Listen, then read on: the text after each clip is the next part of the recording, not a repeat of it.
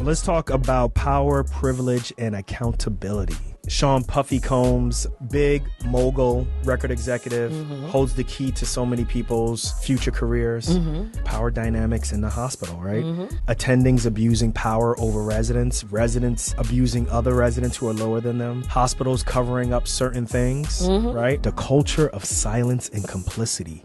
Oh, yeah, absolutely. The whistleblowing. You don't see that in medicine either. People feel like their careers are on the line. Number one. Number two, people don't want to be that doctor. There is definitely complicity in medicine. Yo, what's good, everybody? You are listening to Docs Outside the Box. This is the podcast for physicians who think differently. Just listen. I'm Dr. Nee, trauma surgeon, former locum doc, and host of this show since 2016. Over the years, we've talked to everyone from multi-millionaire physician investors to med students who said no to burnout before it started. This isn't just career advice. It's your blueprint for personal and professional freedom in medicine. Get up for ChatGPT. ChatGPT. Yo, ChatGPT is scary as hell. That's an intro But from it said ChatGPT. former locum stock. Did it say that? You see, that's what I'm saying. So for all you med students, college students So who you're are not writing, a locum stock anymore? but what I'm saying is ChatGPT is scary. Yes. And by anybody who's listening, this is the beginning of Skynet. Yes, it is. But Was that from Vanilla Sky? What was that from Skynet? the Terminator. Terminator. Yeah, so ChatGPT is scary. It is very useful, but it makes a lot of mistakes, as you can tell by there.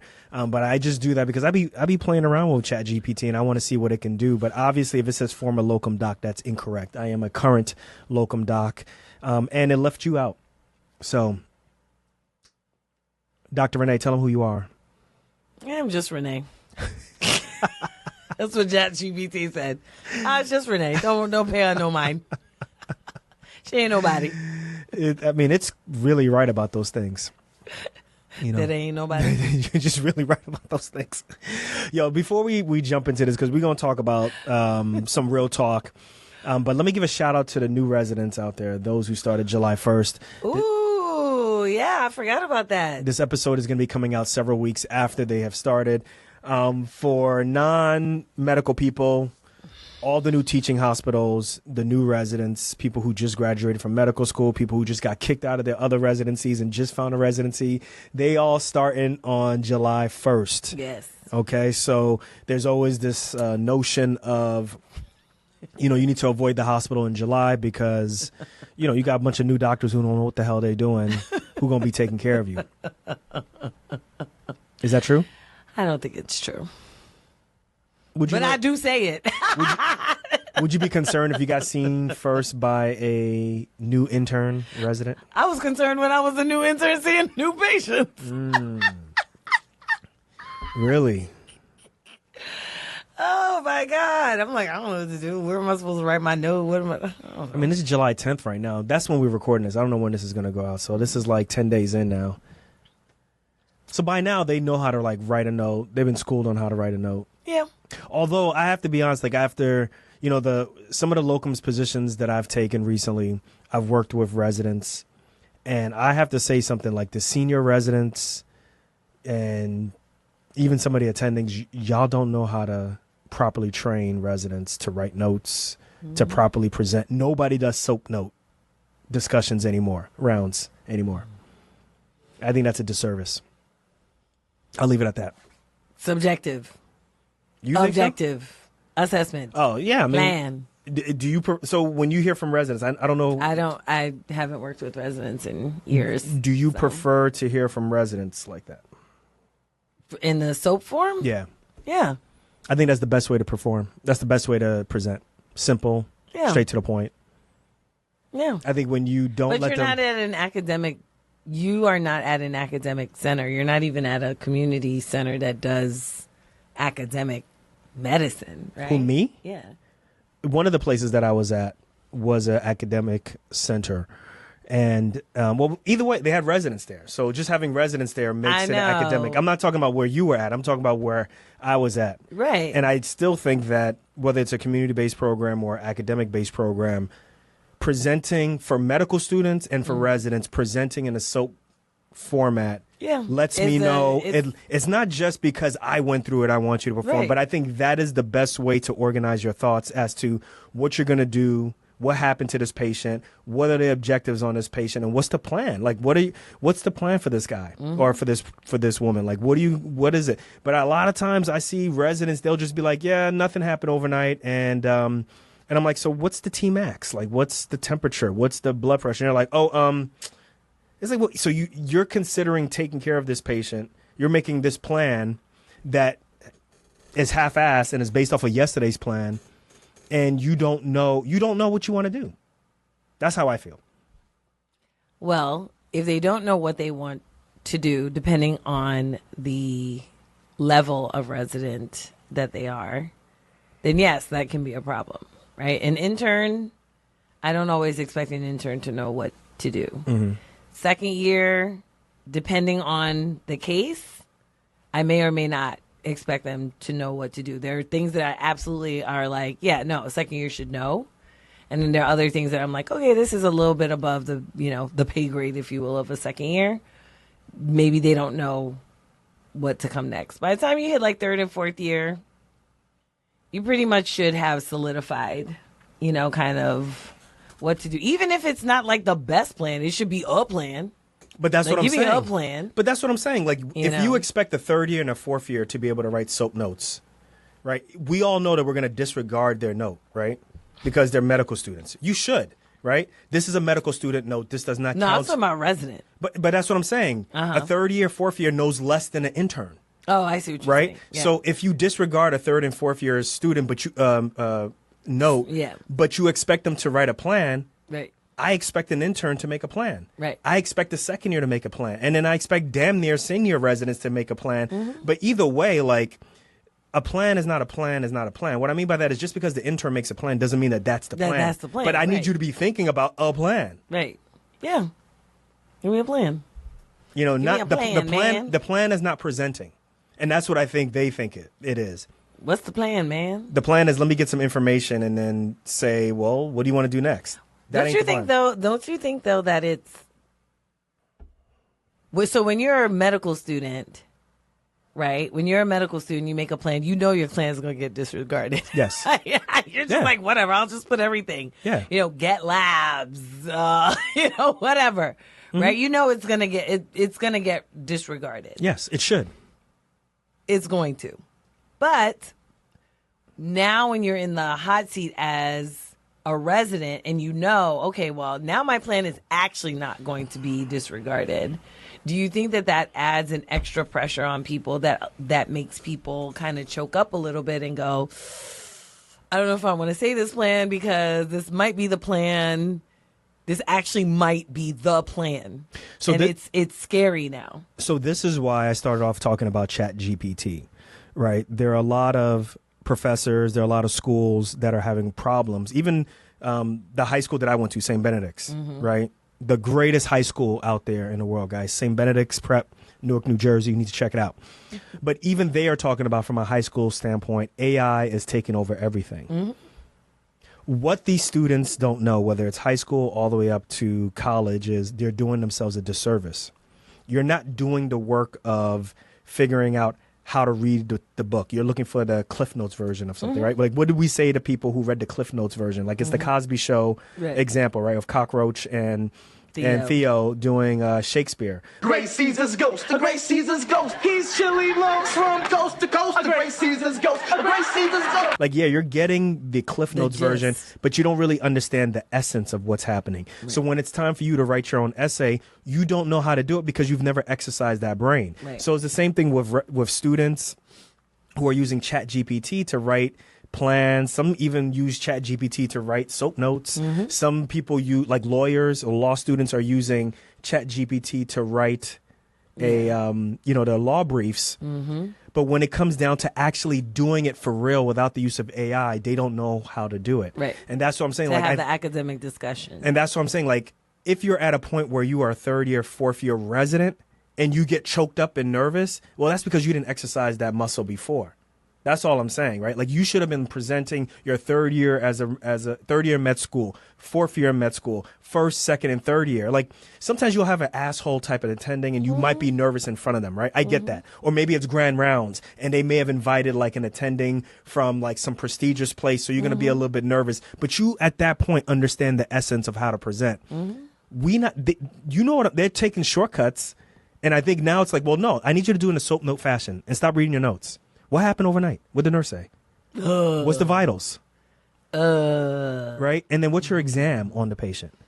Oh, well, exam, that's a whole different story. And then can I have an assessment? And then can I have a plan? Even if I tear it to shreds, I respect you more that you made up something and just said, yeah, I'm gonna get more labs, and then I'm gonna talk more to labs. Like, make a plan. More CBCs. So I think like if you don't exercise that muscle, yeah, by the time you get to when it really counts, it's gonna be a problem. Yeah. We talk about that even in investing. I mean, if you don't invest go ahead, man. Go ahead. No, I was gonna say, are attendings are all attendings examining patients? I don't know. I don't know. That's a tough one, man. I ain't trying to call y'all out. I examine all my patients. I examine my patients. All of my. I have physician assistants who work with me and nurse practitioners who work with me, and they have said to me they get upset because I'm on rounds with them. Yeah. I'm like, I'm sorry, but listen. How do I know this patient has a heart? I trust you, but I don't really. I tell them this all the time. Like, it's very rare that you'll hear me. The Rance McLean, what do you call that? Dictum. What does he say? Never trust anyone's assessment but your own. Yeah, it starts with another R word. Doctor. I don't quote Republicans much, but a famous Republican president, Ronald Reagan, said, "Trust but verify." When talking to, I think he was talking to Gorbachev, right? Trust but verify. So I trust you, but I'm gonna check myself. I'm just check. Yeah. I'm just check. But I don't. That's the one thing I love my PAs, but I don't understand why they get frustrated about that. I just don't understand that at all. Well, it's probably because other attendings are not examining. I know, but so you would want. Feel like, no, because right, if that becomes the norm, they might feel like, well, the others are not examining because they trust my exam. You are examining because you don't trust my exam. When the truth could actually be, the other ones are not examining because they just not doing their due diligence. And it's not that I don't trust your exam. The question is, should I trust someone else's exam? That's all it comes down to. Mm-hmm. And that's why I tell them, like, y'all are taking this thing way too seriously. And you guys are you're centering yourself. I even see it with residents, like, you're centering yourself way too much, right? Like, you're making yourself the priority way too much, right? Like, I need to be checking because I need to be checking. That's what's good for the patient. Not because I'm double checking you. Like, take yourself out of this picture. This has nothing to do with you. Yeah. This has to do with making sure that this patient has really good outcomes. You did a great job. I'm sure you did. I'm checking just for myself. I won't take it personal. I mean, I've checked patients, for example, right? We see this a lot in OB, right? Because nurses, OB and I love my PAs. Y'all the bomb, yo. Y'all good. Y'all good. OB nurses do a lot of patient assessments, right? They do pretty much many of the same assessments that we would do on patients as physicians. So, for example, cervical exams, right? I mean, you have OB nurses who've been working for 30 years who've done, OB cervical exams on patients. But if the nurse says, she's fully dilated, I mean, unless I see that baby crowning. Oh, that's a good question. I'm checking. So you do double check the nurses? Usually, yeah. If it doesn't make a difference, then I'm just like, whatever. And I'm just asking because I don't understand that, because I know you guys trust them a lot for a lot. Yes. If it's not going to make a difference, I don't subject because remember, we're also doing vaginal exams, right? If it's not going to make a difference, then I don't necessarily double check, right? And there are a few times when I'm like, this is not going to make a difference, right? So in that realm, one, you're subjecting a person to vaginal exams. So that already is kind of a little bit of a sensitive area, but you do the vaginal exam if you have to do it, right? Like, we don't, as OBs, we don't shy away from if a vaginal exam needs to be done, it just needs to be done.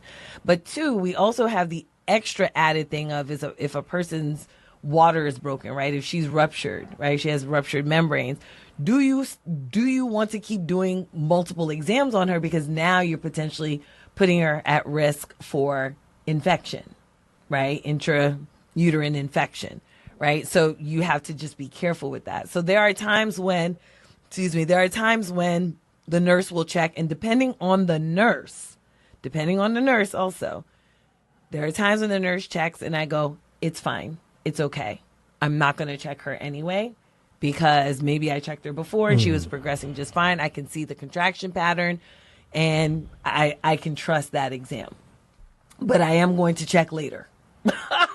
That's understood. We're going to check later. That's understood. Yeah. All right. But, yeah. Well, let's... Are ER docs doing vaginal exams? Tell the truth now. Yeah, don't... Tell the truth now. We got some ER friends. Well, I will tell you, there's a civil war going on out here. No one is safe from. It's just like, yo. My ER doc friend, she does do exams. Notice I said she does do exams. How you know she does exams? You've never seen her clinically do it or not? Why you I don't understand this. Because she does examine her patients. How do you know? Because I believe her. Okay, let's move on. What do you mean? So I'm not supposed to believe her? I'm not supposed to believe her. Have you seen her do it? Am I not supposed to How about believe this? her? If she gave you a referral form, could you fill it out? What does that mean? Like, you know how like she's looking for like a new job and she needs like a reference, a clinical reference. How do I know that the ER doc who calls me downstairs? I'm talking about. Don't change the goalposts. That's not a goalpost. You guys see how she's trying to change the goalposts? No, how do I know? You're saying that I shouldn't believe her. I'm gonna keep her right here. Are you saying that I shouldn't believe her? I didn't say that. I just said that. Are you willing to put on a clinical reference form? You're asking me how that you I know know what's going she on? does, and I said that because she told me. And shout out to our friend. She's good. But how do you know she's good? Was she ever your ER? No, I said we good. Like I don't know how she performs clinically. Okay. Just like any of our friends, they don't know how we perform clinically. I don't know. I'm not willing to say that. Nope. Yeah, okay. I love y'all though, but you know. Now you potting for real. I'm not potting. Yes, you are. You're such a Potter, yo. You're a Harry Potter. Let's talk about Diddy. A hairless Potter. Let's talk about Diddy. All right. Let's talk about power, privilege, and accountability. We're going to be talking about that? Mm-hmm.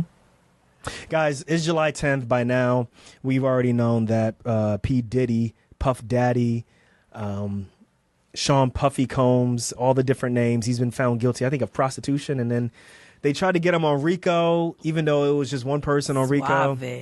Suave. It didn't work. So we're going to find out if, how many years he's going to face for prostitution, which I can't see him facing that many years for prostitution unless the judge tries to pull like an OJ, and try to send a message via another type of thing. So I don't know how this is going to work out, but without getting into too much of the specifics, everybody's heard about the Diddy trial, right? Everybody's heard if you haven't, then just go look it up. We're not going to talk about the specifics of this, but the reason I want to talk about that is like how this relates to doctors, how this relates to medicine, because in many ways the parallels are there.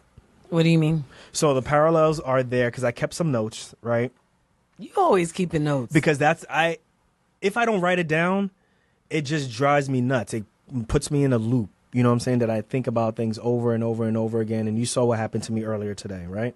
If I don't write things down. I see. Right? You see. Yeah. You see. I see. So the big thing that I think about is power dynamics, right? We heard this during the trial, right? Big mogul, record executive, holds the key to so many people's future careers. He's made so many hits, so many major albums. He's put out so many different people. Obviously, he knows what it takes to get people to the next level, right? Yes. So he can make or break people's career, which sounds like he's made a bunch of people's career and he has broken a lot of people's career and he's blown up excuse me. I'm not going to have Diddy come after me, but let's talk about that, right? Power dynamics in that realm, power dynamics in the hospital, right?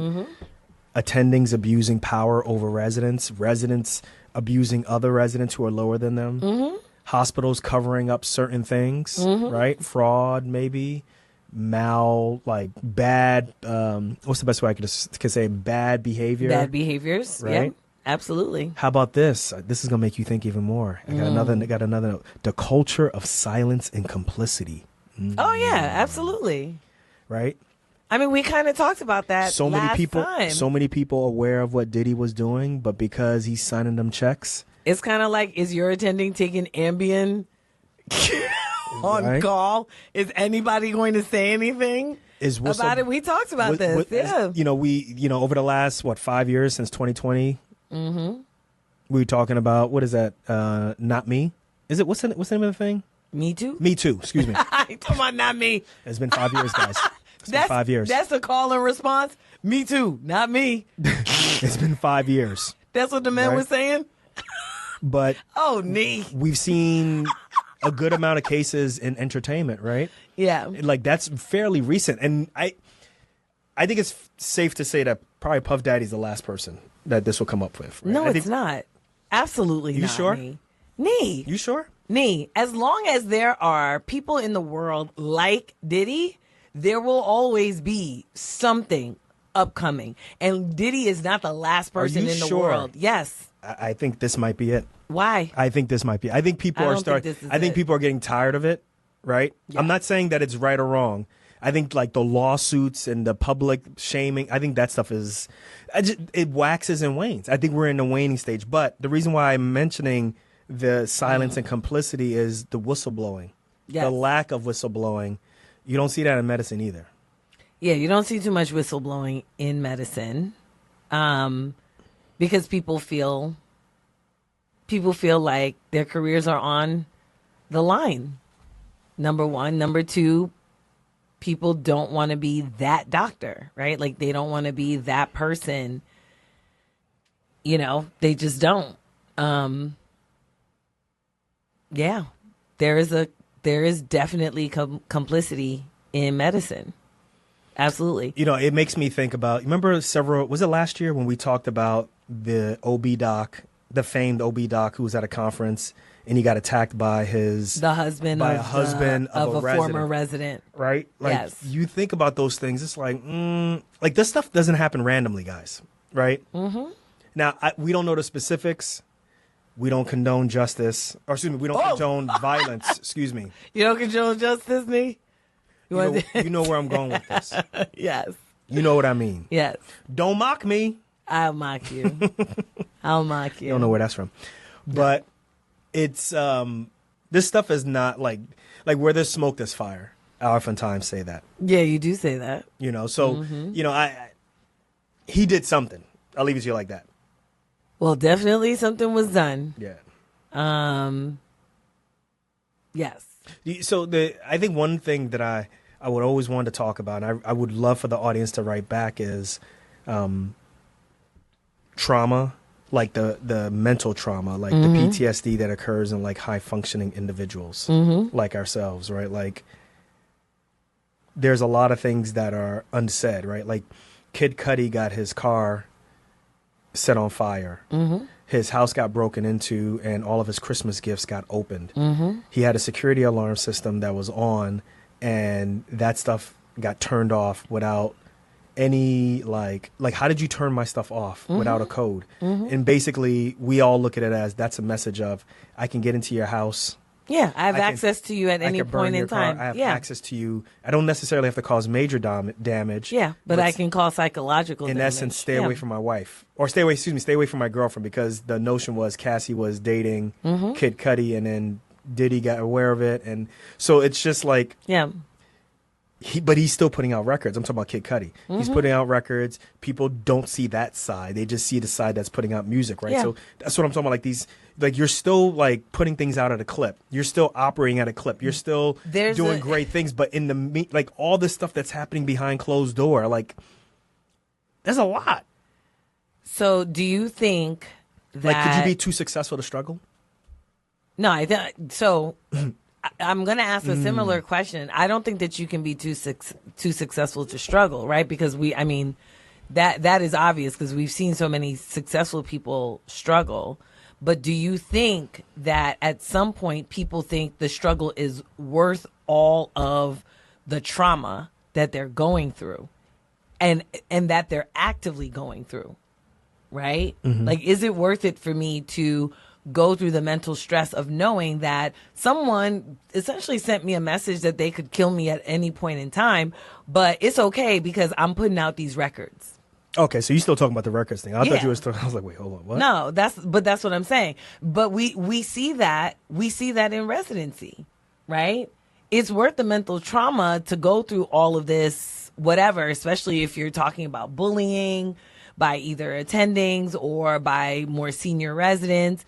It's worth it because at the end, I'm going to have finished this residency program. And so people, unfortunately, right? Fortunately or unfortunately, I don't know which, I would say unfortunately, because nobody should go through trauma, right? They go through all of this so that they can earn what it is that they want to earn at the end, right? There is a prize at the end, and the prize, the question becomes, is it worth it? While they're going through it in that time, many people think that the prize is worth it. Now, my question is hindsight, right? After you've been an attending, you've gone through all the burnout, you did this, you did that, you're seeing all of these things. When you think back to your residency, the question is, do you still think it was worth it?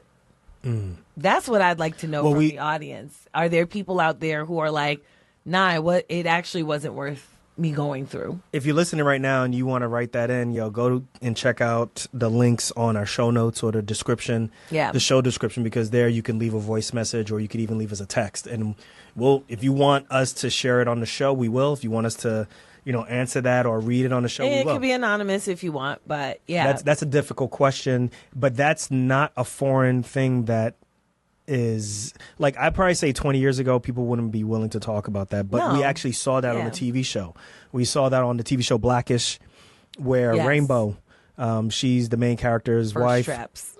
She's an anesthesiologist, and she brings along her son's girlfriend to come and shadow her, in essence. Yeah. Right? And she's talking about her career as an anesthesiologist, but she's like telling story after story after story of all these different microaggressions for many different reasons, right? Like, sleeping all night and having to perform in the morning, not eating, like a whole bunch of different just whatever, the worst of the worst. And she's being like bullied. Yeah. All you kinds say of the things. specifics. Yeah. Right?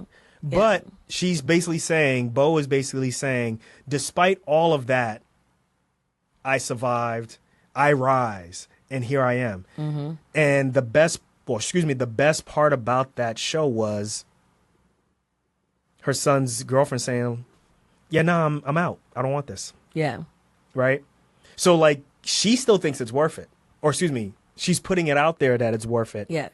Internally, but the girlfriend is like, yeah, this is not worth it. That's not worth. What you just described to me is not worth what I'm going to get at the end. Yeah. So that's what she ends up deciding. But, many people don't decide that. And that was kind of Bo's thing. Bo was like, no, like for her, it was worth it. Even in hindsight, it was worth it. But what was funny about that was the hindsight question still did come into question because there was a reckoning for Bo that, wait, did I experience trauma? Yeah. Right? Did I compartmentalize this trauma so much because I saw this, this finish line, and I think many of us do. We compartmentalize the trauma because we just got to get to the finish line. You hit the wall, but you still got to keep running down that straightaway because you're going to get to that finish line. You're going to finish this race.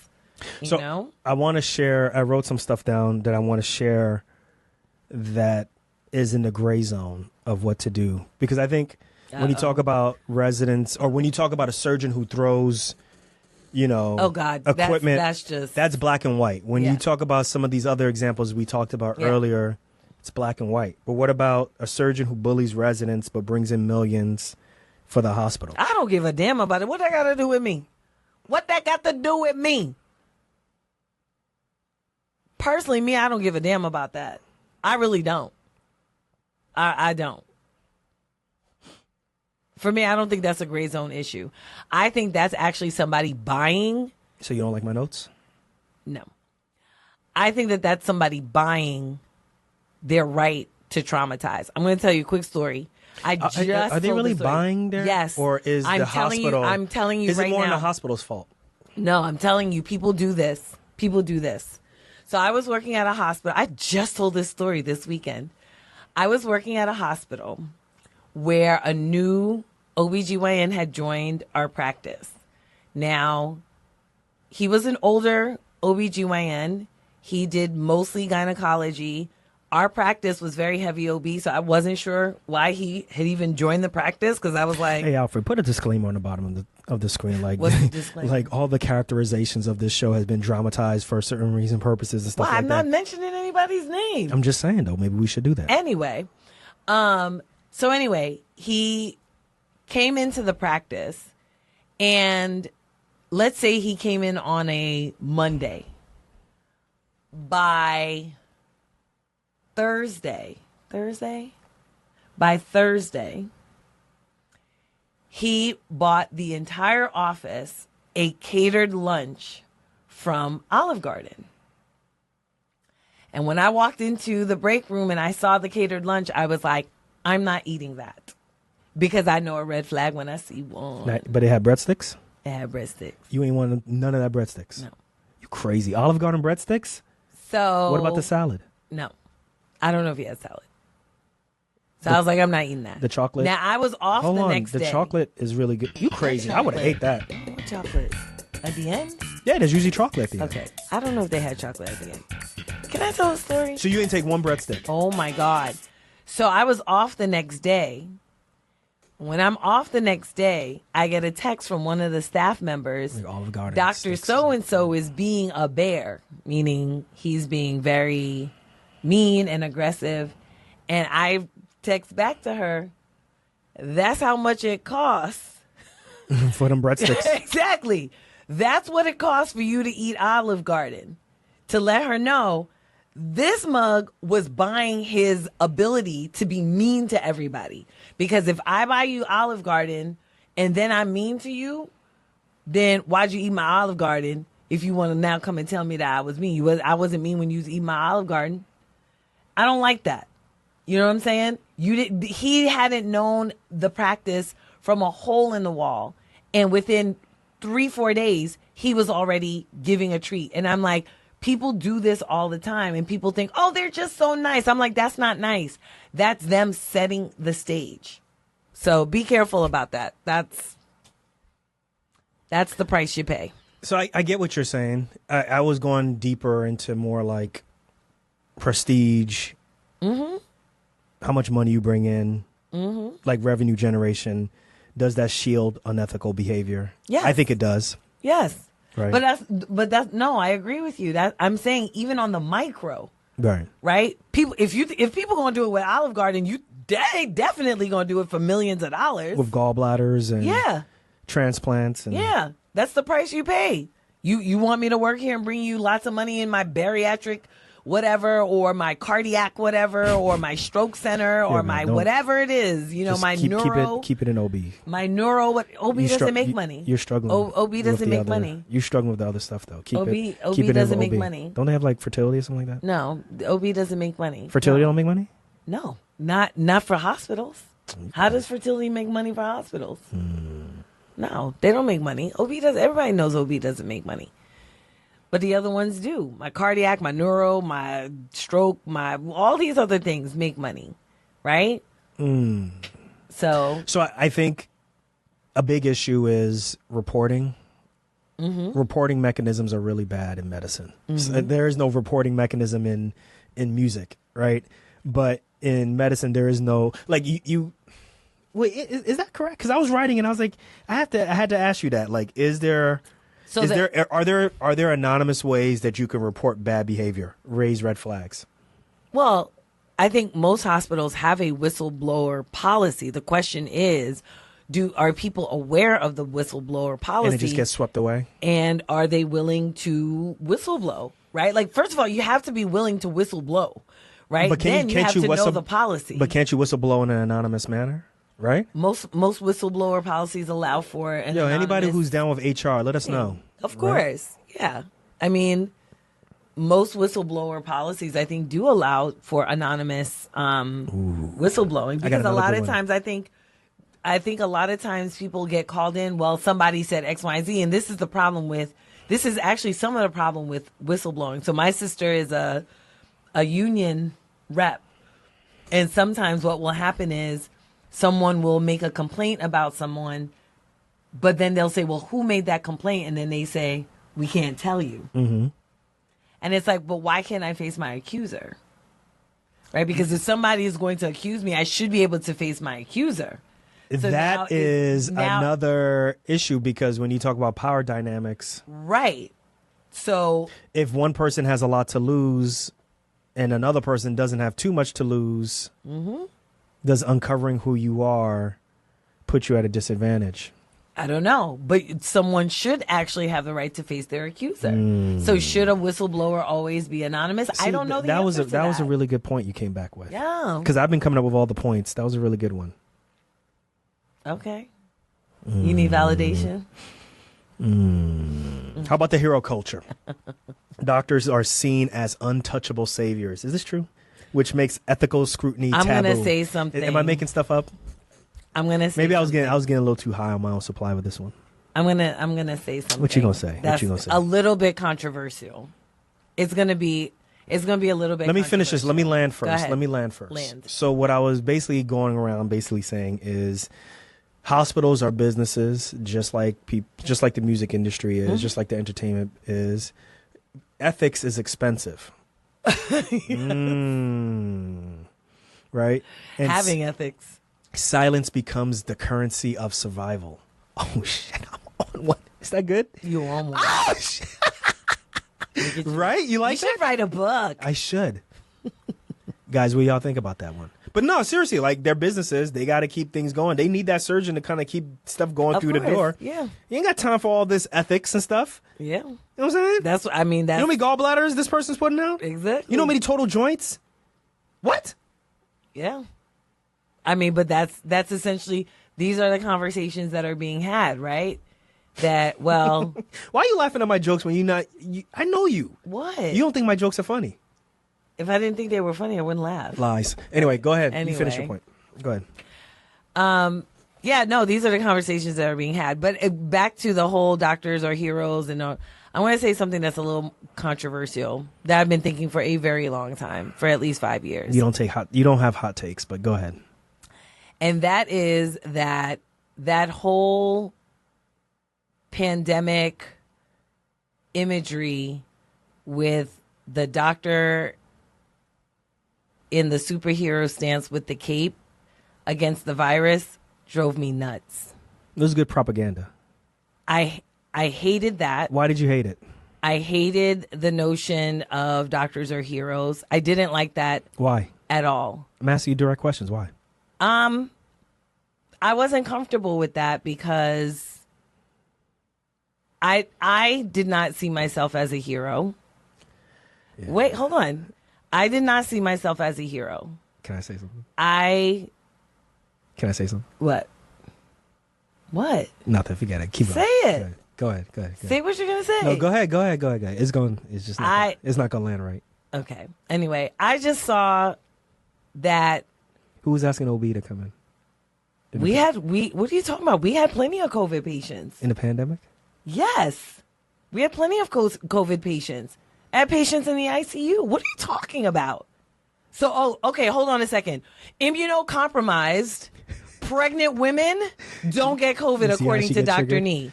Put it out there. Make it go viral. Why is your trigger? Why are you so easily triggered? Today you've been really triggered. Yes, because you're saying nonsense. What are you talking about? Who asked OB to come in? You didn't really have patients in the ICU too? But then who took care of them in the ICU? We took care of them alongside the hospitalist. Doing what? First of all, don't even start because everybody's scared of pregnant patients. Everybody. Every time the patient. Trauma isn't. Trauma isn't. Yes, you are. Trauma ain't. Yes, you are. Yes, you are. Yes, you are. Don't even play. Soon as, we got a pregnant patient coming and she blah, blah, blah. I'm like, you don't actually need me until you completely clear this patient. So I don't even know why I have to know that this patient is coming before she hits the door. Because before I go to CT, thank you. I need to know that we got some fetal heart tones before I go to CT. For what?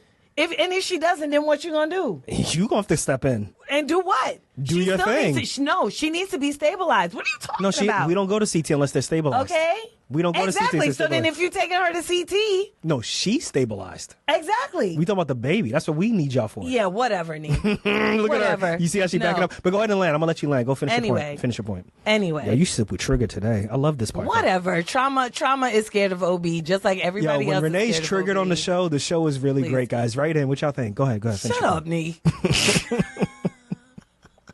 Anyway, I just was uncomfortable with that imagery. I just feel like, we went in, we did what we were trained to do.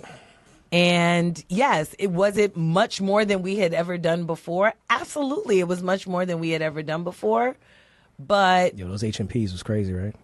Everything was crazy. Everything was crazy, right? Certainly the people who were in the ICU definitely got the brunt of it. But I still don't think that the hero imagery is one that we want out there, because the reality is, if you're starting to say that doctors are heroes, then it becomes this kind of savior complex. And you know me, especially when we go to Ghana and do all, our medical missions, I am not about the savior complex at all. Have there been times when a patient's at the brink of death or a baby looks like they're about to crash and you essentially either save the mother's life or you intervene so that baby doesn't die? Absolutely. But I don't think that makes you a hero. I think that makes you well trained at what you do, and that makes you the doctor that you always wanted to be. So that might be a little controversial for people, because I know that many of our audience probably did put up, their Instagram posts, Facebook posts with the imagery and stuff like that. That's not controversial. I think it might be, because some people really do feel like, no, we were heroes in that. Dr. Renee, thank you for sharing that. That was a bit anticlimactic, but I will finish this. I will finish this off by saying, tell me if it was anticlimactic. Tell me if you disagree with me. It was anticlimactic. Tell me if you because you set the stage to talk about something that, like. Tell me if you disagree with me, audience members. Disagree of what? Disagree of what? That the imagery of doctors being heroes during the pandemic was overkill. Overkill. Okay, but we agree with that. But what we're saying is, no, you agree with that. No, you're trying to say I got this controversial take. Everybody, y'all gonna kill me on social media and all this. Ain't nobody gonna kill. I didn't say all of that. I said I was saying something that's a little controversial. That's all. You wanted to hype it up, and for whatever reason, you went to hype it up, and you didn't know what it was about. So now you thinking it's gonna be up here when it was really just in the middle. Like, I don't get it. You disappointed yourself. You did it to yourself. So where do we go from here? Where are we going from here? Dr. Renee, what are we going to learn from I don't know. Look at your notes. Oh, damn. I am going to look at my notes. So I say you got to speak up when it's safe. Right? Because you know me, I like to keep it real. I don't like to say, we all need to just step up and start speaking up, because there's going to be a lot of people. It's like the 100 men versus the one gorilla? It's like, who's going to go first? Like, I'm jumping in when 10 people got one arm, 10 people got the other arm. Someone's got the mouth. Then I'm going to jump in, but I'm not going to go in first. Right? So basically what I'm saying is you got to speak up when it's safe, right? Like, there's got to be more anonymized. Why are you laughing? Because I don't even see you jumping in at 10 men. I see you jumping in at a good 50. I just said 10 on each quadrant. Oh, okay. 10 on each. 10 on each quadrant. Okay. And I do believe 100 men can take out a gorilla. I don't know why people are like, this is stupid. 100 men can't take out a gorilla? This is the dumbest thing I ever heard in my life. A gorilla is not that strong. 100 men. What about King Kong? Maybe they're talking about that gorilla. That bullshit. I just saw that. What's that? King Kong versus Godzilla bullshit. That was so horrible. Whack, yo. Whack. It was horrible. But I'll leave it to you like this, yo. We got to speak up more, but there's got to be systems, I think, that help when people speak up that, hey, like things have to get investigated. You got to anonymize some things. I do see that. I do agree with what you're saying, that when you am I saying it right? Anonymize. When you anonymize things, though, sometimes it could be used against you in a bad way. So you got to be careful about that. Yeah, people can make up stuff, and then now you don't even know like in what context things were said, and so. I mean, but the other thing too is like how you are individually. How do you mentor, right? How do you basically like what do you display on rounds that you think medical students, pre-meds, residents can take on, so that when they are at that point, they're doing the same thing. Like, I mean, I'm at a point right now. I don't even touch anybody, right? Because it could be misconstrued as anything. Like, you know how normally we're like, hey, how's it going? Da, da, da, da, da. I don't do any of that stuff, right? Obviously, you know, I'm examining the patient and things like that. But to my colleagues, to people who are on my team, I don't even touch them and stuff. But I make sure like any like innuendo, any of those things, Cut it out. you gotta cut it. Cut it. Right. I was watching How you know it was done?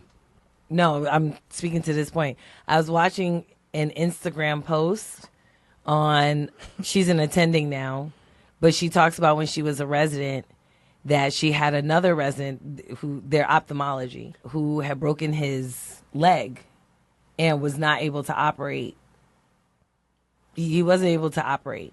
And so she was walking with her medical student and stuff like that, and she was kind of bummed out because her co-resident couldn't operate, she had to take, you know, some of his responsibilities, and she was kind of bummed out about it. And she's like, yeah, I know he broke his leg, but she's like, nah, I have to take all of these things and whatever. I have to operate, and, you know, because he's not able to operate because he broke his leg. And she said she got called in by her, I think, program director or whoever. The medical student reported her for being ableist, basically saying, well, she said that disabled people can't operate. Whatever. Oh, God, Jesus Christ. And I'm like, have we really gone there? Like, have we gone there? I'll put that in the show notes for you guys, Alfred. I'll send you that also. But have we gone there? Yeah. Let me do a call to action, because I get what you're saying. So my call to action is, anybody who's listening, have you ever seen something unethical in medicine that was swept under the rug? I want you guys to share that with us. We don't necessarily have to talk. You don't have to share it and then we have to talk about it, but I'm really interested. And the next question I have after that is, did you speak up? If you didn't, why not? I'm very interested in that. This is not an indictment. No. Just very, I mean, there are plenty of reasons not to speak up. You know, there are reasons to speak up, and then there are reasons not to speak up. You know, I don't necessarily think that people need to put themselves in harm's way, you know, but at the same time, there are people who feel like, no, I'm going to take, you know, whatever happens, good or bad, and put myself in harm's way if that's what that means. I don't think that that's wrong. I don't think either side is wrong, you know. I do think that it is wrong when you don't have something to lose and you don't say something. Mm-hmm. That I think is wrong, right? If there's no power dynamic, I do think it's wrong. And I think that there are sometimes like colleagues, like equal colleagues, where there is no power dynamic, yet you don't want to be that doc who says something. Yeah, I think so, guys. Like when you hear us talk about the Diddy trial, look, whether we talking about Cosby, whether we talking about Weinstein, whether we talking about I don't know who else is out there. What's the guy, Spacey? Kevin Spacey. Yeah. Listen, this is basically an indictment on the entertainment business, and in essence, like there's the same issues that you see in medicine, right? Mm-hmm. Like these are bigger than the individuals that we're talking about. It's the whole system. So I think in general, like we have to be prepared to, in essence, kind of be our own police, because there's no checks and balances, so to speak. But I think, so I always have a problem when people just say it's the system, because the system doesn't exist without the individuals. There is no system. There's no such thing as, right? There's no such thing as a system that just exists, because it only exists in the execution of what each individual does. And when you have a mass number of individuals who execute in a very specific way, unethically, then that is the system. It is a collective of these individuals. So I do think it's the individuals. But if the system doesn't root them out, if the system They are the system. If the system tolerates them, no. The system is are we in the healthcare system? Yes. Okay. And is part of the healthcare system really really dope doctors like you who exist out there? Yeah. And absolutely. is the healthcare system also docs who may do what we just talked about? Yes, absolutely. That is the system. The system has its highs and the system has its lows. I know, but what I'm saying is that ultimately the system tolerates what it tolerates. But that's what I'm saying. And it only tolerates it based on the execution of the individuals in the system. Right? The system doesn't exist. You can't create the system. The healthcare system doesn't exist without the individuals. I mean, you could put a hospital, you could put equipment, you could put whatever. That's not going to give you a system. What is going to give you a system is hospital administrators, government, dope doctors like you, me, and our audience. I'm not right? dope. Patients, all kinds of things. All of that is the system. Equipment doesn't necessarily make up the system. It's the people and how they execute. That's what it is. So, well, I think we have kind of circled this topic enough. What do you think? Sure. So let's talk about Dr. Fran. I think her last name is Haydenek. So she is an OB-GYN doctor in Rochester, New York. I saw this on the New York Post several weeks ago. So she's an OB-GYN doc. It says she makes about $300,000 a year from her medical practice. But in 2021, she started posting on TikTok. I think you guys know where this is going. She started posting TikTok videos correcting misinformation around reproductive health, which is one of the biggest things that people consume on social media right now, right? So we're talking about menopause, birth control, pregnancy, abortion, and what's going on in Texas and the southern states. That's something that people want to tune in for. So initially she says that she didn't make any money, right? She wasn't making no money whatsoever. But then she started monetizing in 2023 via TikTok's Creator Fund, as well as through brand sponsorships. And she tripled the income in 2024. There you go. By the middle of this year, 2025, y'all, her TikTok earnings equaled or exceeded her full physician salary. She says this extra income helped her tackle $300,000 in student loans. Woohoo! That ain't nothing. Build an emergency fund. We each had $300,000 in over 10 student years loans. ago. Over 10 years ago. Over 10 years ago. What are you talking about?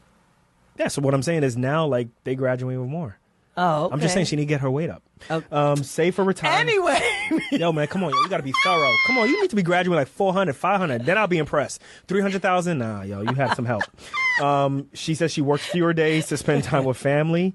She says she still maintains her clinical job. Ooh, this is a good question for you, Dr. Renee. She still sees great value in patient care and advises colleagues to explore other avenues. All right, whatever, forget it. Babe, if you was making as much money, if not more, from TikTok, let's get to the point, y'all. This is what y'all want to hear. This is what you tune into for Docs Outside the Box. Are you still going to be practicing medicine if you making as much money, if not more, on TikTok, talking about videos, just doing this without having to stick your fingers up where, without having to take on the liability of where? Me. This is Docs Outside the Box. Don't be crass. This is Docs Outside the Box. Don't be crass. Talk. Please. I don't know. Here we go. I really don't. Now she potting. No, I'm not. I don't know. I really don't. I don't know if I would continue. Guys, can I just say this real quick? This would woman probably retire. Called me the day 4 or 5 days ago and would I know this girl is potted. You see, this is the thing. See, this is Dr. Renee. Over 20 years, I know Dr. Renee so well that you guys are impressed by a lot of things that I'm just like, I can see through this girl. I know she BSing. I know she potting, yo. Because you talking so much hyperbole, people are like, I need to pay attention. But I know when you bullshit. No, I know. No, I see through all this. I'm like, this girl is going to just straight lie on TV on this show. But that's okay. I'm not going to say nothing. But go ahead, yo. Go land, Dr. Renee. Go ahead. Anyway, keep telling them how you don't know. Keep telling them how you don't know. I don't know. I don't know if I would just quit. The reason that I don't know if I would quit is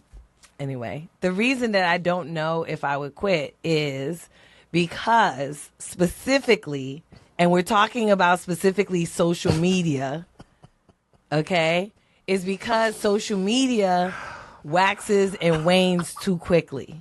That's why I don't know. Now, if you had said real estate, if you had said some other industry, I might be like, yeah, I probably would quit.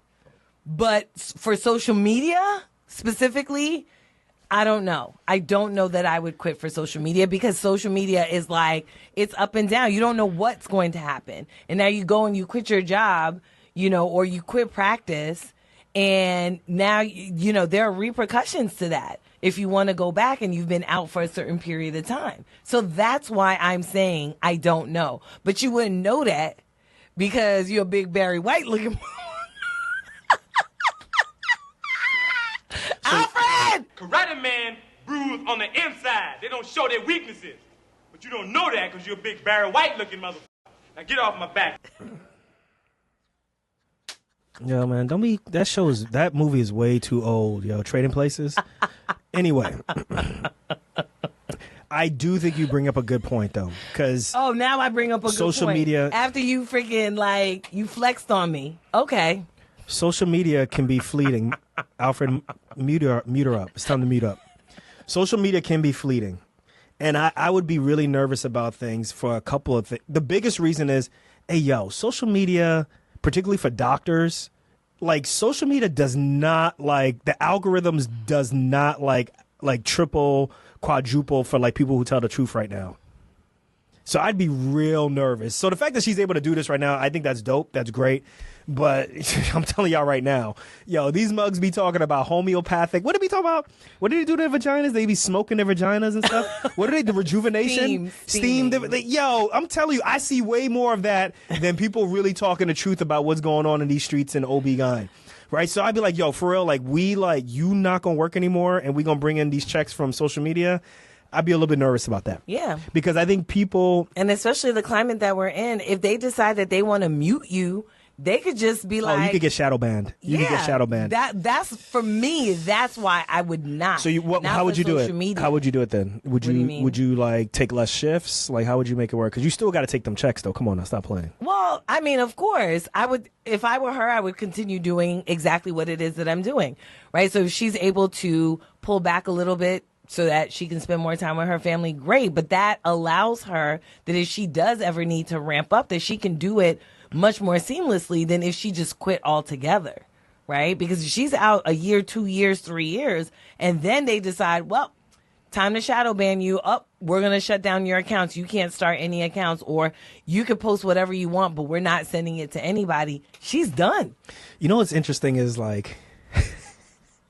what? You know how they say the most segregated time in the world or in the United States is what, on Sundays?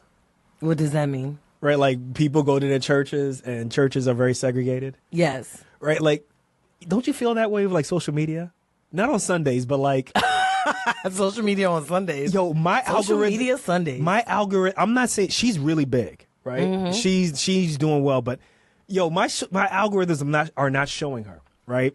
So I don't see her either on my my thing. I get nervous. I see another doc who does very similarly, who has similar content to what you described. But her, I don't think I've seen her very often. You think do you think social media is you think social media is segregated? Oh, I think it can be. I be at work I think it can be. I think that there are things that I see on social media that I'm like, there is no way that, the rural white America is seeing this particular video right now. There's no way that they're seeing this. Yo, it's you ever look at a Netflix yes playlist? Yes. Your Netflix, I don't know what you did to my Netflix. No, my Netflix playlist is all Nigerian and Tyler Perry films. But then you look at someone's fresh new Netflix. Yeah, it's not that. No, that's our niece. She put all the Nigerian stuff on there. I put all the Black British shows on there. So now it's all Black British and Nigerian and Nigerian shows showing on our Netflix. Which is scary though, right?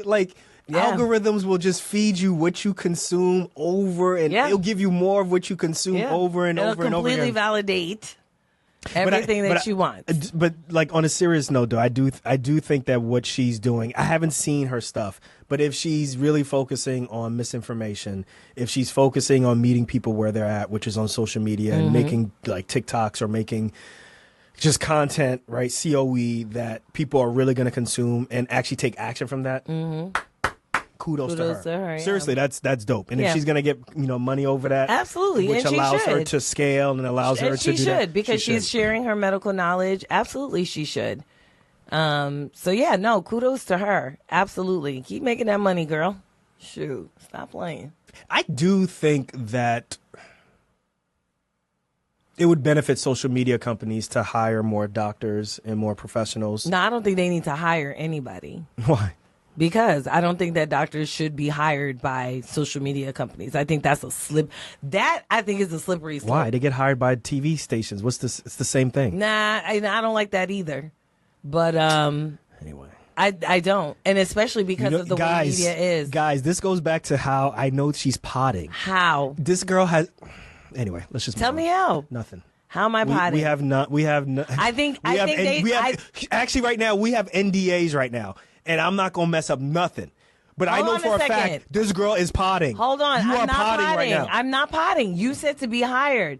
I'm talking about being independently contracted. Here we go. But you don't let me finish. You just want to be moving the goalposts. I don't move the goalposts. What you do is you kick the ball before you know where the net is. That's the problem. That doesn't make sense. Okay? Yes, it is. I'm not going to give you props on that. Okay? That's the problem. The last one before that, I gave you props on. No. This one was corny. No. Nah, you're not getting props on that one. No. I don't think they should be hired. I think they should be independently that's what I was going to say. I think they should be independently contracted. So just like Dr. Fran is doing, she doesn't work for these social media platforms, right? Because once you start working for an employer, you have to say what the employer wants you to say. And that's a problem. And if I don't agree with what my employer wants me to say because I am representing my employer's company, then this is not going to work. So let somebody finish what they're going to say. No, because then the show will be boring. Okay. But listen, do you remember that thing you sent me about that video about the plastic surgeon who was putting tracking devices? Oh, I don't know if that was true. I sent you a lot of stuff. Yeah, I don't think that was true. Yeah. No. So, okay. So part of the reason that I sent you that was because now there are lots of social media, not just disinformation anymore, right? Like it's not Isn't just misinformation. There's mis and there's dis. What's right? the difference? Misinformation is like, oh, it's just wrong. Disinformation is like, I think it's like intentionally trying to make you think something that. I think you're making it up. No, there is. Look it up. Misinformation, disinformation. Look it up. Look it up. I don't feel like it. My fingers. Okay, well now you don't feel like it. But either way, the part of the reason that I sent you that was because I'm like, look at what doctors are now susceptible to. What do you mean? That doctors are now susceptible to being the ones who are the targets of misinformation. What do you mean? Right? So meaning like there have been a lot of stories that I've been coming across that have not been true. And they've all been about doctors. And that was one of them. This doctor put a tracking device in people in X, Y, and Z. Yeah. Right? There was another one. I forgot. There was another one that I sent you. If you look at the comments, folks really believed it. Like, so Yes. I went and I looked at that guy's, the person who told the story. I went and looked, and it says on it, like, this is fake information and stuff. But if you look at the comments. But when you cut it, yes. When you look at the comments, they believe it's true. Yes. And don't forget, what happens is people will edit the videos out and then they'll leave out the part that, oh, well, this part is not true. There was another one that I sent to you. I can't remember what it was, but it was like, I couldn't verify this anywhere else. Like, this was not anywhere else. And I was like, this ain't true. Yeah, this is not true. And so now doctors are being targeted for being the ones to, basically for misinformation and disinformation. Yeah, that's pretty scary, actually. It is. Because you remember, it didn't start, but you remember the whole with Obamacare? Yeah.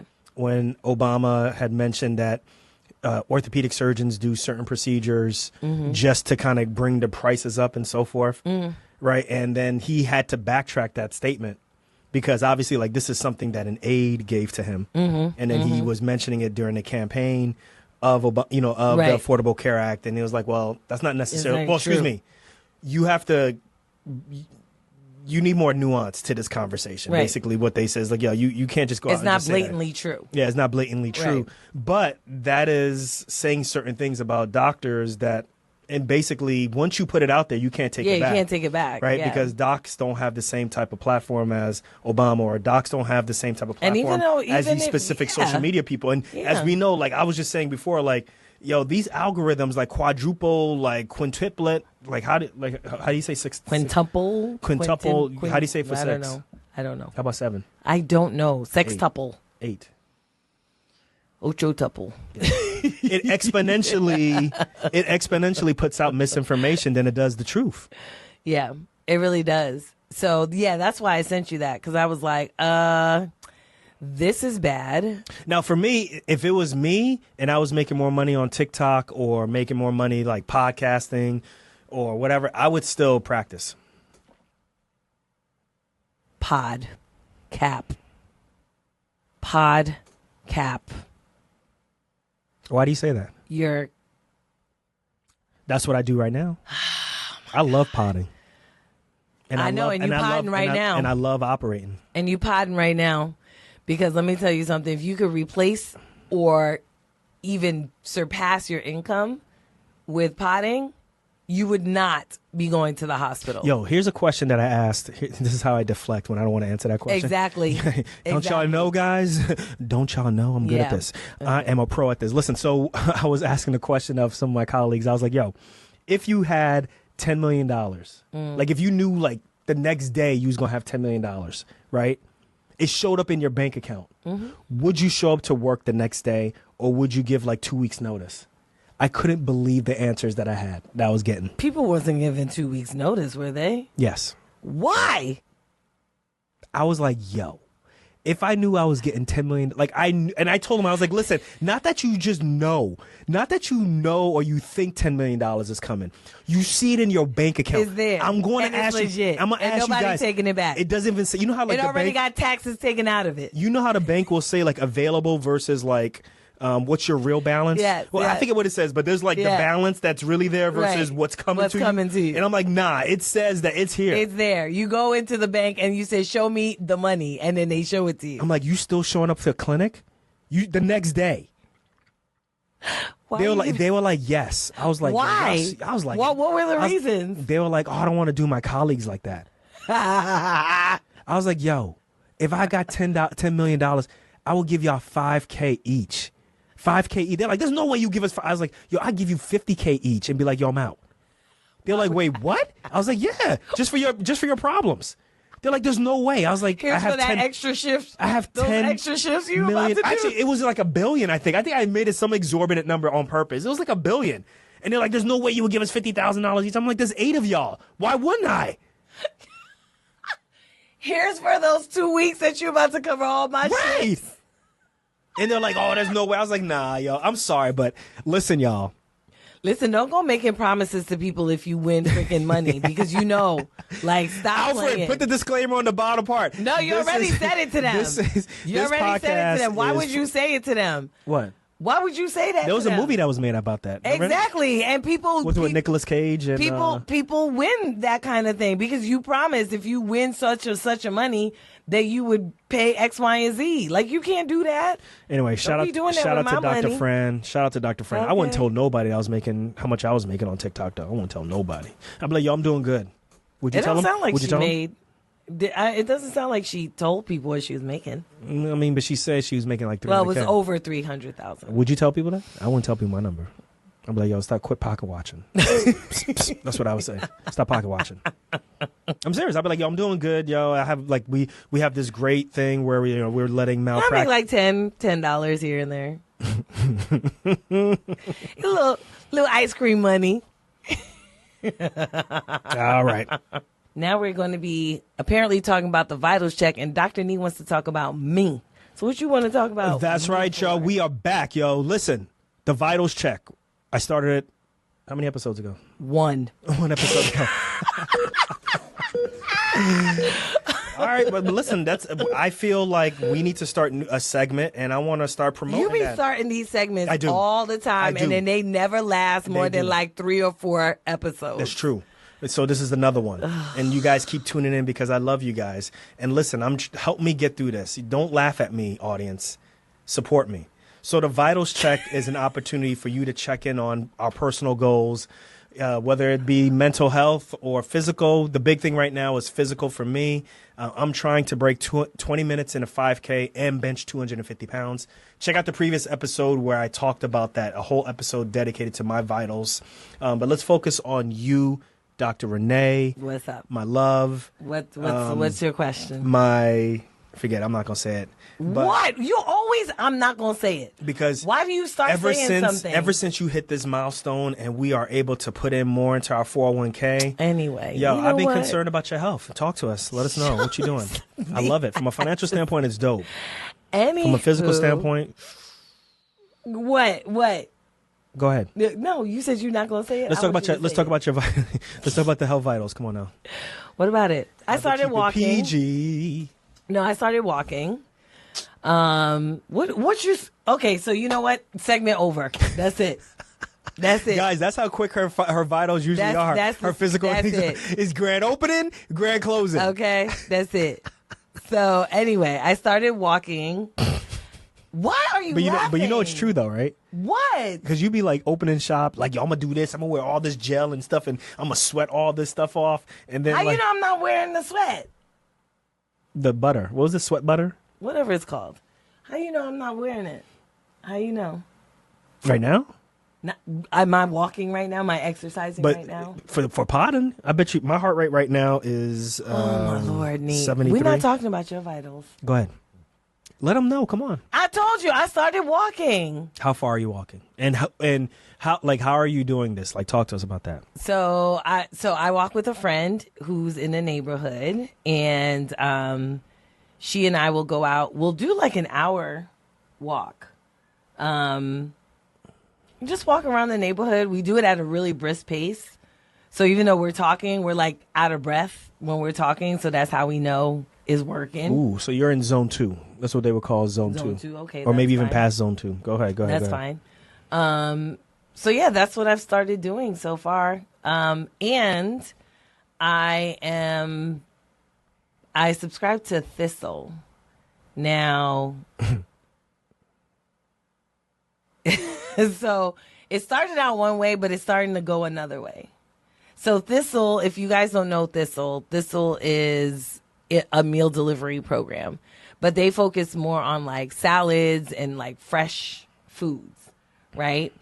The problem that I encountered, I like their salads, but their salads don't have enough range for me. And I there's a certain way that I like my salads, and I don't think it offers that. So I started kind of cutting down on the salads and doing more of the fresh cooked food, which actually, if you look at it, and you've had it before, I've made it for you before, I think the portions are actually pretty big, right? Bigger than Factor, right? Yeah. So what's the matter? What's the matter? What's this got to do with your vitals? You're asking me what am I doing for my health? Let's talk about the walking more. How often are you doing it? So I do it as much as I can. So really, I'm supposed to be doing it every day, but it also depends on if I have something that I have to do for my kids. Okay. Or, if I have an appointment or whatever. So if I have something to do for the kids that cuts into the time, then unfortunately I'm not able to walk. So I would say probably over the last 2 or 3 weeks, I've probably walked maybe 3 or 4 times a week. That's good. So you're definitely doing over a mile. Yes, definitely doing over a mile for sure. I think it's time to get you like a Fitbit. I would like a Fitbit. 'Cause then at least Actually, you can my keep track of your walking steps. partner and I, we talked about that. Yeah. I like it because like those things, because I think what it does is it gamifies certain things. Like you're like, all right, well, like we did 5,000 steps today. Maybe we can do 5,001. I just think it helps to keep you like. So for me, what's already dope is that you found somebody to exercise with. So I got to give you mad props for that. If you were doing this by yourself, I was like, I don't know how long this is gonna last and stuff. But the fact that you got somebody else involved, they gonna make sure that you stay accountable. Yeah, we keep each other accountable. We talked about doing potentially a goal of 10,000 steps. Look at you. You thought you was gonna get out of this by talking about food. I'm like, man, you better talk about what you walking. Yeah, but that's important too. Like, you can't just. I like this food because the salads are really not. Man, you better stick to the walks. What's wrong with you? Huh? What's wrong with you? What's the matter? No, I caught you trying to get out of it. How am I trying to get out of it, Nee? You asked me what am I doing for my health. That's what I'm doing. I don't get it. So you wanted me to mention Fitbit. No, I didn't want you to mention. Well, then that's the question you asked me. But you kind of talked really shortly about the walking. Because I walk. That's it. I walk over a mile. I walk for about an hour is what I said. And we do it at a brisk pace. That's peace. That's what I said. That's peace. I don't understand. That's peace. Keep going. But that's it. That's all I'm doing. That's it. I'm not committing to any more. I'm proud of you. I'm proud of you. I'm proud of you. Listen, you guys know. She's telling me to clear out. Yeah. Look at that. Go ahead. Clear out. You guys know I don't like to exercise. I don't. You know how asinine that sounds? How does that sound asinine? I don't like it. You are a doctor, right? You can't be putting that information out there. Listen, I don't like it. I didn't say I don't do it. I said I don't like it. You don't do it. I'm doing it now. That's why we're talking about me. But go ahead. Keep going. Okay? That's why we're talking about me. I don't like it, but I do it. I don't do things consistently, but I am always exercising. It's just now you podding. What do you mean you always exercising? It's just not consistent. What was the exercise before you started walking several weeks ago? What was the exercise? I had a personal trainer. No. Yo, how long ago was that personal trainer? Nee. Well, I mean, but that's what I'm saying is that it's always inconsistent. Hey guys, this is content over everything. I love you guys, so we like to share a lot. God, I'm telling you, as soon as we stop podcast, as soon as we stop this show, it's gonna be a quiet night. I'm done. I am in trouble. I am quitting this podcast. You are not quitting this podcast. This is how you got famous. This is how you got famous. I'm Rory and Mal right now. I'm Rory and Mal. I'm gonna leave you high and dry. Now you can go find your own ish and ice. All right, let's transition to something real quick. I don't want to go into another thing, but I want to know, what are two controversial takes that you want to share? Are there any controversial takes? Any controversial takes? Any? Yeah, anything. I told you the hero thing. That was one. All right, give me the second one. I don't know. I don't. You don't have anything that's like, I hate when people do this. I hate when you put me on the spot with things like this because we're not talking about any very specific thing. Now, if you ask me about a very specific thing and we're having like a discussion, I could say, okay, well, my controversial take on this thing is X, Y, and Z. But it's like some random thing that didn't make no sense. Can I go first? Go to your notes, Nee. So I got notes. Exactly. How do you ask me something? I don't have notes for that. You coming off like the top of my dome, but you wrote notes. But you, with the help of ChatGPT. Guys, I will say, no sense. I don't use ChatGPT now for my notes. Now people just tuning in to hear us argue now. I don't use ChatGPT for my notes. I just use ChatGPT to help me with my intro because I'm so interested to see what it could do. Okay. So please. Now, the two controversial takes that I want to share are folks don't understand rapping anymore. Okay. Yeah. That was anticlimactic, but okay, go ahead. No, I'm serious. Like people, like the way how rapping is, the way how music industry is, people don't really understand like a true MC. Like what is the true essence of a master of ceremonies? What is the true essence of a lyricist, right? Like we are seeing that right now, but I think a lot of people aren't paying attention. You know me, how I feel about Kendrick Lamar, right? I also feel the same way about Clips. I also feel the same way about who else do I feel? J. Cole. These are some of the people right now who I think are amazing lyricists, MCs. But this goes back as KRS One, Chuck D.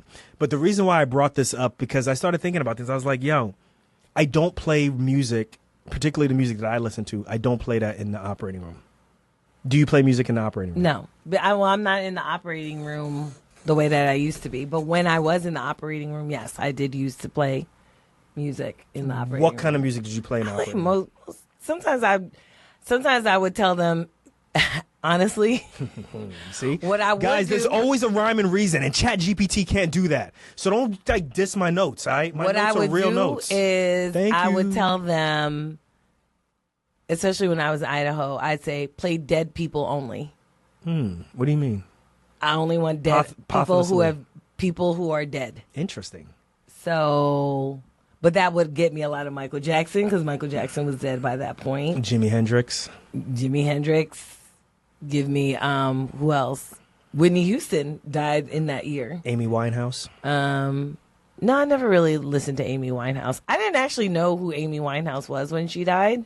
I only knew her after she died. Queen. Yeah, no, not really. It was mostly like R&B. So you let them choose. But R&B dead people. Okay. Like R&B dead people. It wasn't just anybody. It was like R&B dead people. So I used to play music, but I would play music. So I would have my phone attach, like, do the pairing to the speaker. OR speakers. And my list was what do you call it? Was a, like, what's the best way I could describe it? It was non-explicit on purpose. Right. Because You don't want to offend people. I don't want to offend people. And then, Yeah. there's some really good music out there, and I just didn't want to hear You don't want to play no freaking Get Money by. I don't want people saying the N-word. It's just like, You don't want to. Get money. What you saying, huh? Get money. What you saying, huh? Get money. Oh, What you my saying, huh? God. Yo, 95? Yo, you guys had to be there. Everybody who wasn't outside in 94, 95. Oh, my God. Yo, Biggie? Yo, that whole Junior Mafia. Oh, my gosh. Anyway, here's another one. Code switching. Ooh. So that's a hot take. That's a hot take. What do you think about code switching? Do you code switch? Of course I code switch. Every black person code switches. Except for Ryan Coogler. Shout out to Ryan Coogler. Ryan Coogler just be like, we talking. I don't care who the hell I'm talking to. We talking like this. The first filmmaker that I started looking up to when I was growing up, it's a complicated question for me because it was really like two that I admired. It was Spike Lee and John Singleton. And they were the two filmmakers whose films I remember seeing first. Like my first theatrical experience that I remember that was formative for me was Boys in the Hood. Okay. Do you want to actually? Is this another theme? Because I really want to talk about code switching. Is that a thing? Yeah, that is a thing. What do you mean? No, is that a new theme for this? Is that a new segment that we should be trying? No, absolutely not. I'm not doing a whole segment on code switching. That just don't make no sense. We talk about it today. I'm not talking about code switching every single day. All right, so let's talk about the hidden burden of code switching in medicine. Yes. So, Dr. Renee, tell us what code switching is. Because there's people who don't know what code switching is. Yeah, code switching is essentially when you... And I'm the biggest culprit of code switching. No, you're not. Yes, I am. No, Yes, I am. Yep. Yo, I could code switch on this podcast right now if I could. Okay, Carlton. Yo, Jay. Hi, Rumi. That's called leaving me hanging because my hand is literally left hanging in the air.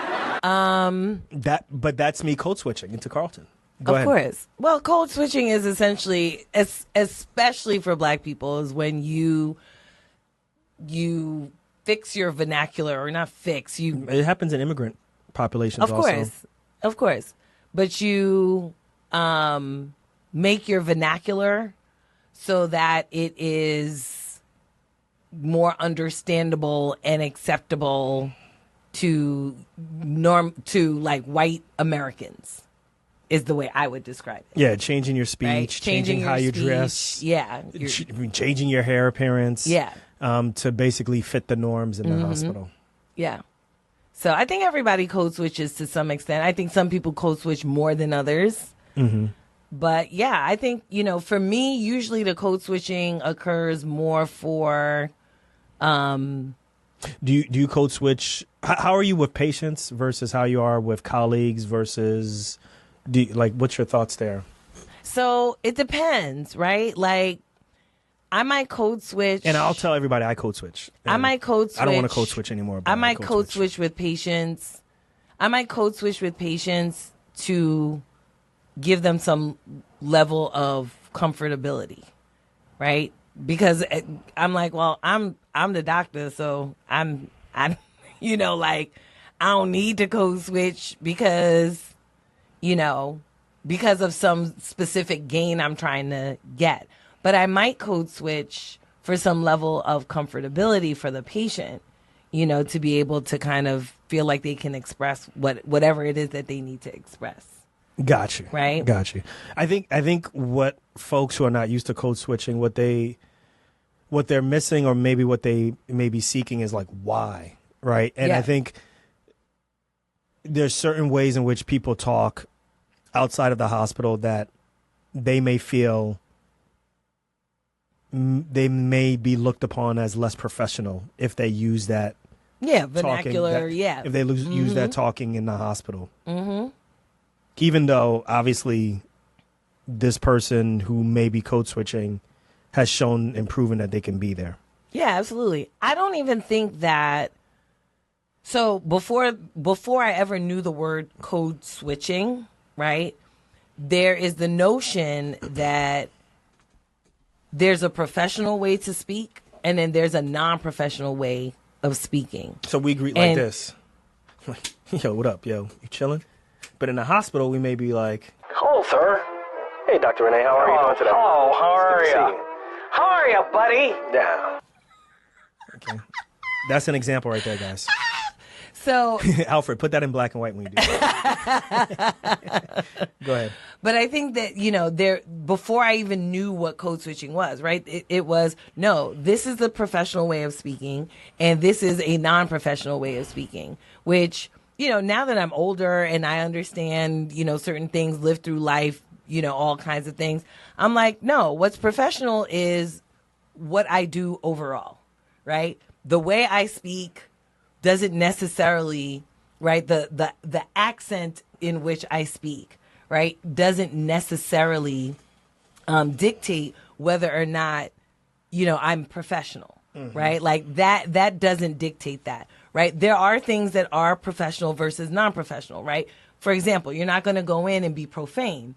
That is unprofessional, right? Like that's just unprofessional. Doesn't matter if you're doing it with a, you know, what do they call that, New England accent, or if you're doing it, you know, using Ebonics. You know, remember Ebonics? Whatever happened to Ebonics? Remember that. What the hell happened to it? But people from the south of Boston, though, because I always wonder, like, folks from like the south of, was it South Boston? Yes. Like they have, and they have a Tactica. big dialect issue, right? Yeah. Like I wonder if they feel that issue also. I don't know. But I was watching something about like that whole like New England accent. Yeah. When you watch like these old shows, especially, you know, the shows that had more white people on it, where they have this way of talking that is just very, you know, kind of, it's almost like it wants to be British, but it just doesn't quite get to the British accent. You talking about in the United States? In the United States. Oh, okay. Yeah. Okay, gotcha. It's almost like it wants to be British, but it doesn't get quite to the British accent. And so that particular accent then became kind of well, this is how you're supposed to speak properly. Right. And so that went on for many, many years. And I think, you know, especially in the era that we grew up, you know, with our parents essentially being, you know, baby boomers, I think we got, you know, I think that's... Hell yeah. I think we got the... There's no room for, what do you call it, for non-being able... If you can't code switch, that's a problem. Because, listen, guys, like, to a lot of people, code switching is survival, right? Yes. Like, you cannot go into a hospital... Or, excuse me, we were trained to know that there's a certain way in which we got to present ourselves. Even though we may talk a different way, we may talk in slang. Not all of us, obviously, right? But like, there's a certain comfortability that me and Renee may have with each other. And we may talk a certain way outside of the hospital that we just don't do in the hospital, right? Yeah. Anybody who's listening to the show, you know what I'm talking about, right? If you know, you know, right? And I think what I think about sometimes is it could be fatiguing, right? Because we've heard some people talk about that when they go into residency or when they become attendings, depending on which neighborhood they decide to work in. It could be kind of fatiguing, you know, to constantly, they feel You're like it's speaking in an accent constantly. they feel like it's on their mind. Yeah. That's the thing. I've never felt that way. But I always think about that, like, man, it must be like, that's gotta be tough, right? Yeah. Like you feel like you walk into a room and people are perceiving you a certain way, or you feel like you have to change. Like you said, you're speaking in an accent Yeah. that is not comfortable. It's not for you. comfortable for you. Yeah. Yeah. But I do. I like how you mentioned the whole concept of, well, look, if you're speaking profane, we're not talking about that. Right. guys, We're not talking about if that. you're speaking right. profane, that's non-professional, right? Yeah. Like we already no matter know that. what accent you speak Like in. we got to set the boundaries yeah. already there and stuff. You know? But like I said, I think that people code switch to a certain extent, and some people code switch to completely change who they are. Right. I remember when I was applying for medical school. And at that point, you know, I didn't have the relaxer in my hair anymore. I hadn't had a relaxer in my hair for like, I don't know, almost 5 years, What's 4 a or 5 years. It explains for them. They right. may not So know relaxer. so a relaxer, usually black women, if they get a relaxer, it's usually to straighten their hair. Dark and Lovely, PCBJ. What is it? PCBJ or TCBY? Yeah, something like that. I don't even remember what but Dark and Lovely was definitely one. Put it I right think in the it was roots. TC, yeah. So, you know, that what is it? S-curl. That creamy crack. Creamy all crack. All that. So yeah, I hadn't had a relaxer at that point since my last year of college. Like I took out the relaxer, I let it grow out and was wearing my natural hair. And I got asked if I was going to relax my hair or straighten my hair for my interviews. Who asked you that? A cousin of mine.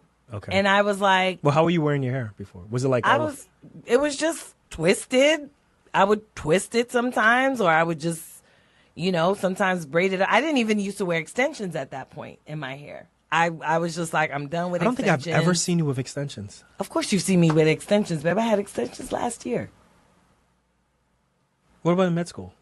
No. Okay. That's No. what I'm talking about. Yeah. No, I haven't had extensions. Well, the first time I put in extensions since you met me was last year. Yeah. Don't do that again, though. You're not crazy about those things. So No, don't do anyway, that. I'm not crazy about them either. But You're lucky we married. Anyway, please. Anyway, every now and then I would put in extensions. But at that point, I wasn't even wearing extensions because I felt it was just too much maintenance for me to be taking. I didn't like taking out the extensions. So I wouldn't do that. So I would just wear my hair. That's it. Mm-hmm. And so I got asked if I was going to change my hair for my interviews. Was I going to straighten my hair? And I was like, for what?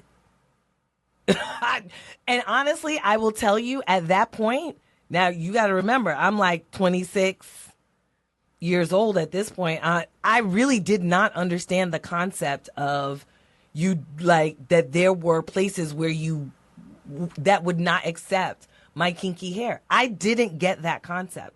I really didn't. What about a dude? What do you advise? Because you work a lot with pre-meds. You work a lot with med students. Mm-hmm. They're going to go on interviews. Mm-hmm. What advice do you give to like a guy who may have locks, mm-hmm. cornrows, keep them, things like that? Keep them. Mm-hmm. You know, keep your locks. You know? You don't ever give the advice of like you just got to get through the door first, like get through like the interview first, get accepted first, then do what you can do. No, I don't, because I feel like that sets you up for really bad imposter syndrome. Really bad imposter Renee, syndrome. yo, come on, yo. Like I don't like to do that. I had that in my notes actually, imposter syndrome. I don't like to do that. I know that there are people who give that advice. I personally do not give that advice because I don't like to set people up for imposter syndrome. So you want them to show up authentic? I show up authentically. Now, I want to be clear on this though, right? There is professional hair and there is unprofessional hair. Mm-hmm. There is. Mm-hmm. You know, just because you have natural hair, right, naturally kinky hair, doesn't mean that every single hairstyle is for the workplace. Mm-hmm. You can have your natural hair, but still wear professional hairstyles, right? So I don't expect a white person to come in with punk rock hair. For me, that would be considered unprofessional. That's not usually the way that That's we peace. would. That's you know, peace. that we would accept it. Now, that's just me, the way that I grew up. You're cooking. That's what I like. I don't expect punk rock hair at an interview. What do you call it? Right? What do you call that thing? Party? What, business in the front, party in the back? What do you call it? A mullet? Mullet. Yeah, what now about that? That should be banned altogether. Okay? Nobody should be wearing a mullet. Nobody. Even in hockey? Nobody. I don't care if you're Canadian. I don't care. No mullet. Hey, we'll fold you up. No mullet. You heard Drake? He's coming back. Oh. With a mullet? What did I miss? He need a mullet. He got a hit now. What did I miss? He need a mullet. Yo, Drake is coming back for real, though. Okay, well, maybe I'll have a mullet. I know that was your favorite. He was your favorite. Whatever. I couldn't even name a Drake song No, you right love now. Drake. You love Drake. Who loves Drake, Nee? I don't even know a Drake song. The ladies love Drake. Whatever. Anyway, move on. Whatever. Keep going. Keep the topic going. No, but yeah, no, I don't give that advice. I say if you're going to go, if you have locks, put your locks, wear your locks. But, obviously, wear them in a professional Make sure you grease way. up the between areas, guys. Grease up the between, yo. You can't be going and doing this. Greasing that between. Don't be tapping Yo, I used your to have head. twists back in the day, too, guys. I used to have twists. You did. I know y'all see me on YouTube, me like, yo, this mug is bald as hell, yo. He ain't got... Guys, I'm telling you, when I was looking back in med school, I was looking GQ-ish. I was looking like Tay Delicious, yo, and I had my hairs in the twists and Ooh, everything. don't say Tay Delicious I used to have ever my again. hair. I used to announce it, yo. I used Don't to have say my that. hairs in a twist and everything. You did it for me, remember? I did used to twist your And that was the hair. reason why I lost my hair, because you twisted it too much. Okay. You twisted it too tight, Yeah. especially back here. It's not- and then it's you not twisted your mother it, and then you giving you twisted it too much right here. And that's Any what made sort my of hairline X recede, yo. chromosome with some... Huh? What? Yeah. What you talking about? Don't talk about my mom, yo. Okay. I'll tell her not to give you male pattern baldness. See, we always got to relate it. See, guys, you guys think Docs Outside the Box is just about like money, medicine, and everything in We between. give medical We actually advice, talk about too. medical advice too. So thanks, Mom, for hooking me up with that X gene with the male pattern baldness, yo. But you didn't help also by making it too tight, though. Get out of here. If I can find a picture, I'm gonna give it up to put it up there and be like, yo, this is. I used to have twists in my hair. I used to have a full head of hair.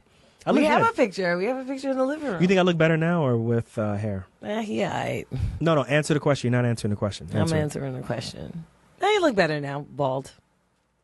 Does it bother you that men get better looking as they age? Oh, it bothers me so much, Nee. I can't sleep at night over it. What about I'm for so women, though? bothered. What about for women, though? What about it? You know, they do say that men get better looking as they get older. Yeah, they do for a little bit. Yeah, they do. Everybody's got to have their heyday, Nee. When was yours? Mine? I think my heyday was probably when I was like in my 30s. Can I comment? Comment. No, I agree with you. Oh, agree okay. with you. Oh, I see, think- you getting in trouble because now you're supposed to say my heydays now. Now you're in big trouble. Oh, some reflections on this, guys. Change that topic real quick. Yes. What do you tell students? I tell them everything you say. I say, listen, man, be authentic, yo. Yeah. But like, I tell them, like, look, there are things that are appropriate. There are things that are inappropriate. When your hairstyle is appropriate versus is inappropriate, right? Like I can't, right? Yeah. Like, for example, should you wear Timbs on an interview? No, right? You can't wear Timbs on an You wear interview. Timbs with But, yo, heels? son, I'm trying to come authentic What and about stuff. you? You know what I'm saying? Yeah, I mean, What if you got heels on your Timbs? Heels on your they still do that? Yo, you remember that? 2003, 2004, 2005? Yo, they went too far. But yeah. No, I mean, code switching is it really depending on, I think, how far you How about go. this? How about this? Have you ever have you ever switched out to a colleague in the hospital and they didn't recognize that? How'd it make you feel? What do you mean? So you know how like you code switch, like you mask on and you're in the hospital, right? But did you ever? I'm sure you've been around docs that you feel like you can take the mask off on, and they didn't reciprocate. You ever had that? No. They've all reciprocated with you? I don't know that I've ever. I've had docs. I'll say it. I've had docs that I thought that I could take the mask off on, and like. And they were Carlton. It was extremely. It was authentic. It wasn't code switching for them. Extremely awkward. I was like, Wow. It's a No, lot, guys. I've It's a lot. I've never encountered that. I have encountered where I'm like saying something, I'm telling something in a like, you know, let's say I'm talking to the nurses and I'm telling them a story or something, and like there's something that I need to say that just cannot be code switched, and I got to say it like this. But see, you're trying too hard right now. No, I'm saying like that's like, you know, like I know this, you know, like that kind of. All right, let me ask the audience, yo, when have you felt like you had to code switch in medicine? Send us a voicemail. Let us know. I'm very interested in this. A voicemail? Yeah, You do voicemails we do now? voicemails. Yeah, we do voicemails. A We also speak pipe. people Okay. can write in. Also, we got speak pipe. Yo, guys, listen, We got it all. we got it all. And I need you guys to start writing in, Look in the start show leaving notes. voicemail, and let us know, man. Come Look in the show on, notes. don't just listen to the show. Just be like, yo, he's actually looking at me. He's talking to me. I'm gonna write in. If you don't even know what code switching is, still write in. This show's for everybody. You know what I'm saying? You want to start naming some names Of who? of people who watching the show or listening to the show? No, Hi, like a what's the name? Like a romper room. I wish we could do polls. That's what I want to do next. Hi, Jennifer. Hi, Adam. Hi, Adiola. Hi, Chinwei. Who else? Keep Hi, going. Na. Who Keep else? going. There's a lot. Hi, Hadassah. We got a lot of different. Hi, who else? We got a Hi, lot of Stephanie. We got a lot of diversity. Hi, Nicole. Yo, you Who leaving the else? dudes out? Come on. I don't know, dudes. I'm married. That's a good answer. I love that answer. I love that You answer. say hi to the yeah, dudes. yeah, I like that answer. Hi, Ty. I like that answer. Hi, Alden. Keep going. Our friends. Mm-hmm. Hi, Nate. Dr. Lot. Keep going. Who else? You go. Keep going. Who else? Keep going. You keep going. Dr. Italo. Dr. Italo. Hi, Italo. You know, Love is real pissed off at you. right now. Hi. But we always say hi to Dr. Love. We always mention Dr. Love. But he's like, I should Hi, be there first. Noel. Dr. Noel to you. Anywho, who else? Who else should we say hi to? I think that's it. We have a lot of people. But I also Hi, know. Letitia. But I also know what the algorithms do. I know what y'all do behavior-wise. Y'all not listening. So listen, guys, this is the end of Docs Outside the Box. I love you guys, but I know you guys don't listen to the end. So let this show do what it do. Make sure you send us a voicemail. Make sure you text us. Make sure you get in touch with us with anywhere in Instagram. But yo, we're going to end the show right now. We love you guys. Peace. Catch you guys on the next one.